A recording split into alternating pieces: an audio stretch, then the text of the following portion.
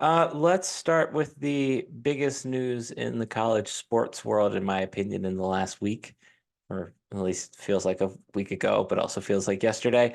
At least in Penn State Dome, and then of course in Ohio State Dome, and that is Bill O'Brien is going to go be the offensive coordinator at Ohio State. Um, and it still is something that I kind of have chuckled and laughed about, and just I don't know. I, as somebody that loves Bill O'Brien, that knows what Bill O'Brien did for this program, and I don't fault him for taking the job at Ohio State, but boy, is it weird that he took a job at Ohio State. Like I feel weird about it. Yeah, I did. The first place I went was, well, Columbus has good hospitals for the kids, right? Or Right. good.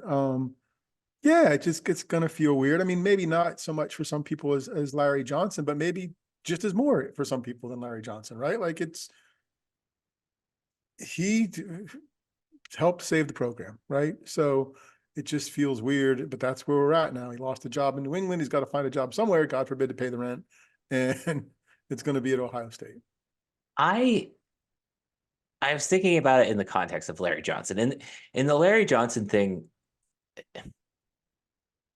it to the outside perspective, I understood why he did it, but to the outside perspective, it very much felt like a slap in the face based on who Larry Johnson was.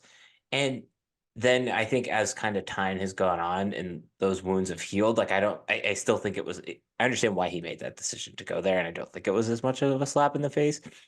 I just think the, the thing that is interesting about Bill O'Brien is the timing in all of this, because once again, first off, I guess we begin with the fact that this will be November 2nd is now Bill O'Brien's return to Beaver Stadium. And I don't think anybody had it on paper as him coming in there as Ohio State's assistant coach.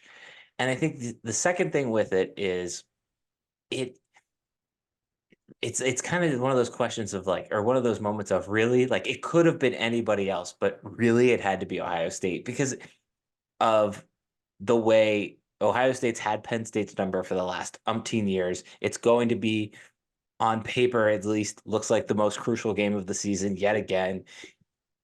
I can't even imagine the message boards and the comments if Penn State loses to Ohio State and Bill O'Brien's the head coach, while James Franklin was the head coach at Penn State, and it's just going to be a giant mess. Is all I'm just going to say if Penn State loses.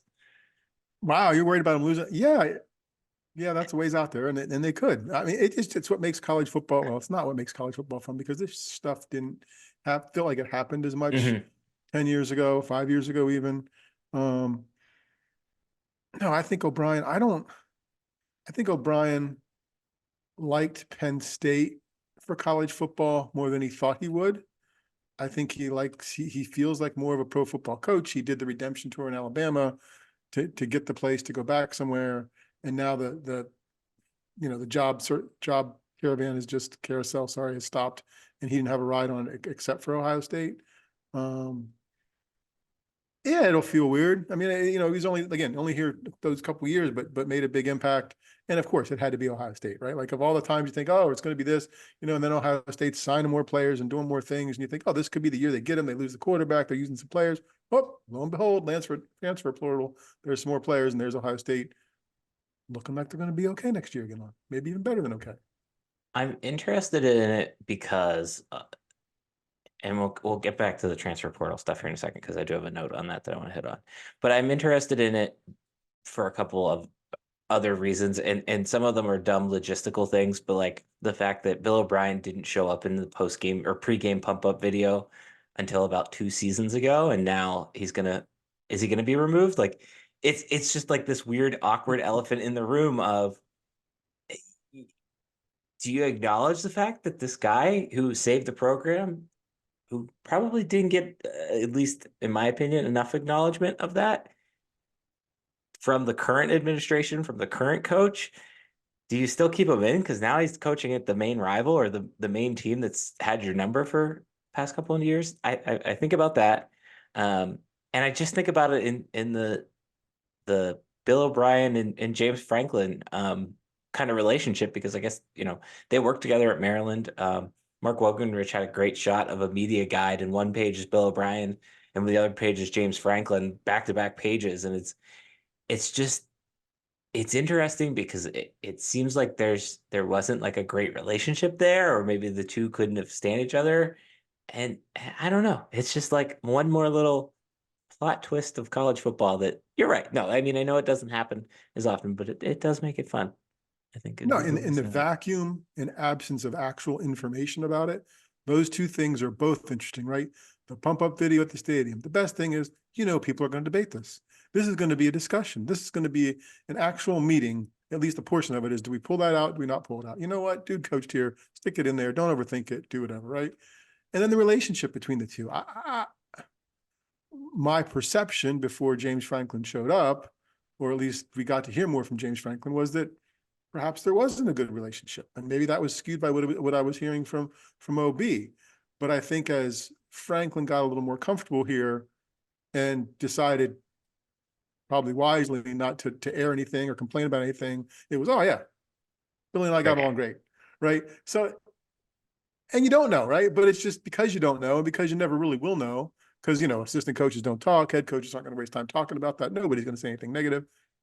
That's the kind of speculation that adds to the speculation over, who should make the playoff, that makes college football what it is. It's amazing how that game went from like I think a lot of Penn Staters have the USC game in mind, the UCLA game in mind, really that middle stretch of the season in general that a lot of Penn State fans are keying in on, right? But it's amazing how all of a sudden that once again became the most important, most interesting game of the season, literally within the span of 2 hours. Well, in a couple weeks after the season, Ohio State's lost its quarterback. You assume Marvin Harrison's not coming back.